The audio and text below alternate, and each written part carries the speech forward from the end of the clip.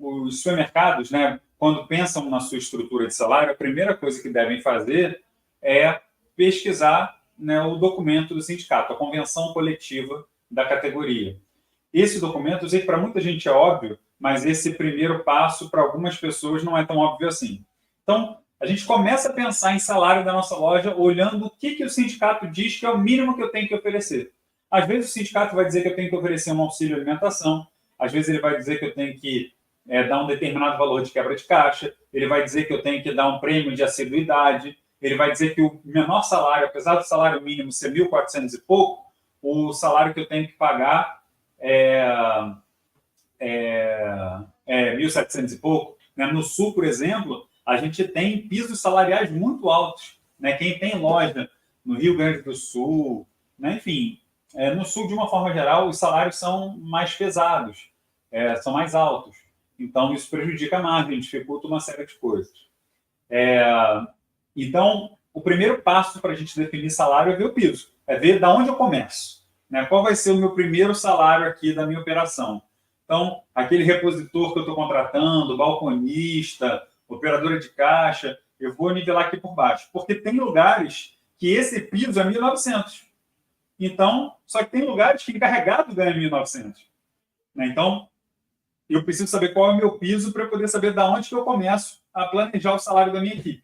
Sempre começa de baixo para cima. Né? Você vê o seu piso e aí você vai podendo estabelecer. Quais são os parâmetros que a gente precisa analisar? Primeiro, no caso do supermercado, né, cada varejo tem o seu tipo de cálculo. Mas no caso de supermercado, todo o nosso custo com o pessoal precisa estar dentro de 8% do nosso faturamento. Então, a gente tem que ver quanto que a gente fatura, né, tirar lá 8%, esse é o máximo que a gente pode gastar no custo total com o funcionário, incluindo salários, impostos, uniforme, admissão, rescisão, todos os custos que você tem com o pessoal tem que caber dentro de 8%.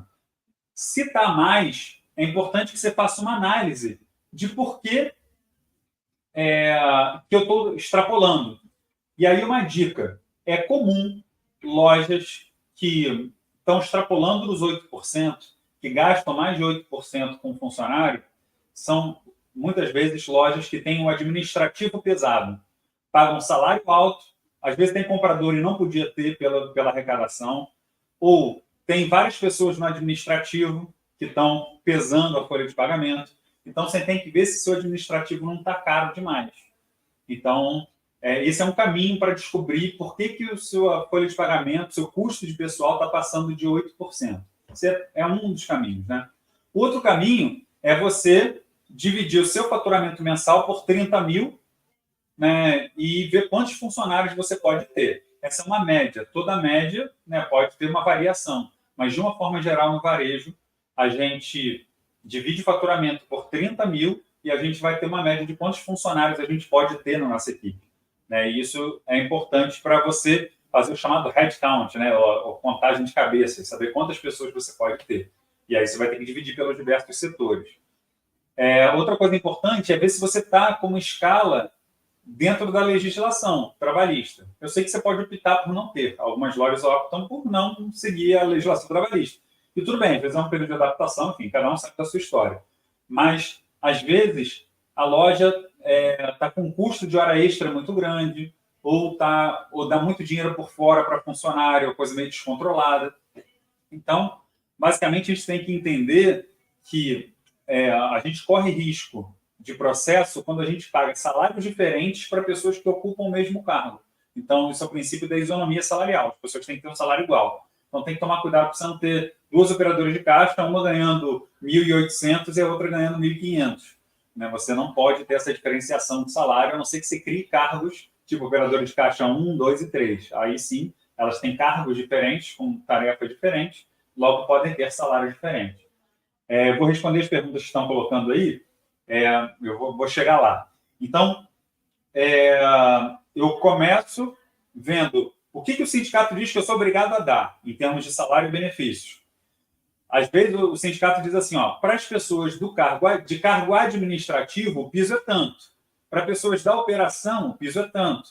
Então, precisa estar atento a isso. E benefícios que o sindicato te obriga a oferecer. além do vale transporte, que já é obrigatório. Aí você vê quanto é 8% do seu faturamento, que esse é o máximo que você vai poder gastar com o pessoal, e divide o seu faturamento por 30 mil para você ter um parâmetro aí de quantas pessoas você pode ter. Beleza. Agora, eu preciso começar a pensar nos salários. O que a gente entende? Como a nossa margem é curta e a gente só pode gastar 8% com funcionário, o ideal é que para a equipe de piso, de loja, a gente pague sempre o piso que o sindicato sugere. Então, todo funcionário que entrar novo na sua loja para operação vai ser operador de caixa, vai ser repositor, balconista de padaria, balconista de açougue.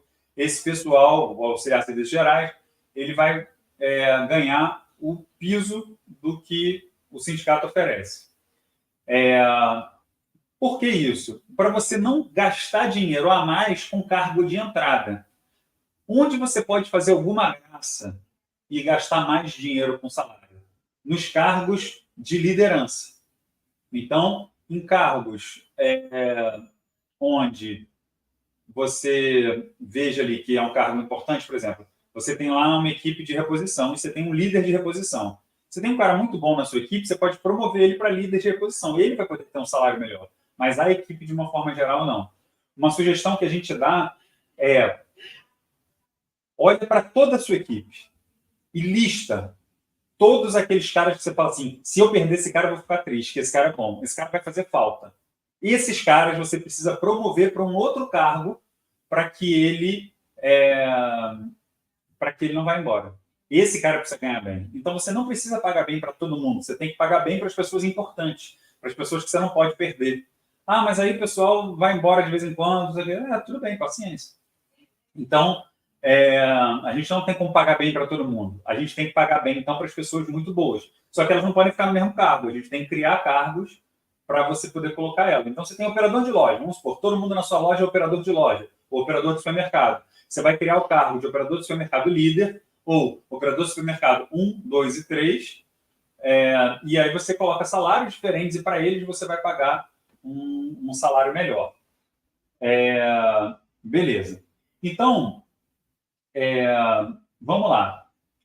Respondendo aqui as perguntas, né, que já vão fazer todo sentido com a minha linha de raciocínio aqui. Quanto que eu devo pagar para um gerente de loja que fatura 800 mil? Né, a pergunta da Madalena. Normalmente, com esse faturamento, não é muito fácil você pagar um bom salário para um gerente. O que acontece? Um gerente, você ou desenvolve ou traz do mercado. Se você pegar um gerente com experiência, um gerente que já trabalhou em supermercado, é um cara que é competente, que é bacana, ele dificilmente vai vir na sua loja por pouco. Né? É difícil você conseguir um gerente hoje por menos de 4 mil. É muito difícil. Você até encontra, às vezes a gente encontra um gerente de 3.500, né? Mas aí coloca algum benefício, coloca um auxílio moradia, um vale combustível de R$500, de R$1.000, alguma coisa para você conseguir tirar, né, trazer essa pessoa para a sua loja.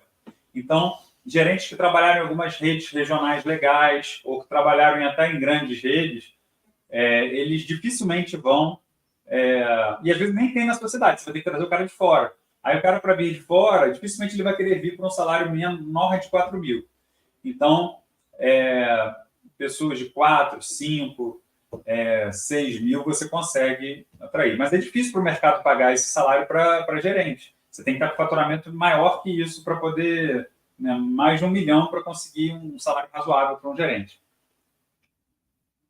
Então, eu quero dar um macete bacana para vocês saberem de todos os supermercados da sua cidade, dos supermercados do seu estado, quanto que eles pagam para cada cargo. Tem como descobrir e eu vou mostrar para vocês já já. O Ale falou, vale transporte obrigatório em todo o país? Sim. Pela CLT, isso já é bastante tempo, só que só quando precisa. O vale transporte é obrigatório para quem usa. Para quem não usa, não. Se o cara mora na esquina da tua loja, se ele mora perto e dá para ir andando, você não é obrigado a dar vale transporte. Você só é obrigado a dar vale transporte se ele realmente pega ônibus, se ele tem necessidade, né? Se tem uma certa distância da moradia para o local de trabalho.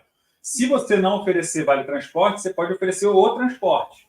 Né? A gente tem casos bem-sucedidos de lojas que decidiram não pagar vale transporte e ter uma van para buscar e levar o pessoal, um micro-ônibus, uma coisa assim.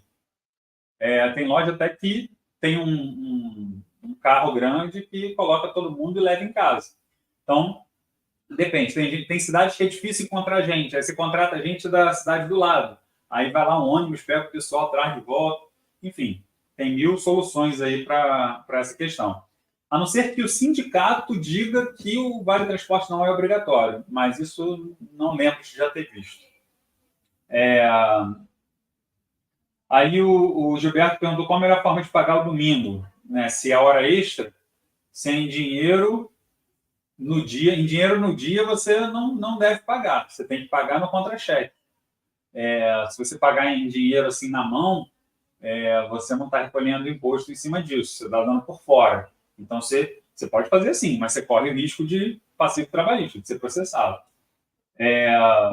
Você pode dar em dinheiro no salário da pessoa ou no banco de horas. Né? Só que você tem que deixar o cara, né, usufruir dessas horas em algum momento. Né? Se você sabe que o cara não vai ter tempo para você dar essas horas para ele, é melhor pagar logo. Né? Mas se você está tendo muita hora extra, tem que ver se não valia a pena contratar mais, organizar melhor a escala para você não precisar estar usando recorrentemente hora extra. Mas dependendo do tamanho de funcionário, eu sei que é desafiador mesmo. Né? A loja que não é muito grande, que tem pouco funcionário, é difícil essa questão. Então, vamos lá. Um macete muito legal. Se alguém quiser me dizer qual a cidade que você está falando, o estado, eu vou dar um exemplo aqui da sua cidade e do seu estado. Quem perguntou, por exemplo, aí de comprador, vamos fazer um teste aqui. O supermercado Pedroso falando assim, no caso do domingo, não é só dar uma folga na semana? Então, essa é uma questão razoavelmente complexa. Você trabalha, o funcionário, a escala dele é 6x1. Trabalha 6 dias, folga 1. Então, se ele folga toda quarta-feira, mas ele trabalhou domingo, mas aqui, deixa eu só entender, no caso do domingo não é só dar uma folga na semana, se ele tiver 2 folgas, sim. Ele não pode ficar mais de 6 dias sem folgar. Então, se ele trabalhou domingo, ele daqui a 6 dias ele tem que ter uma folga pelo menos.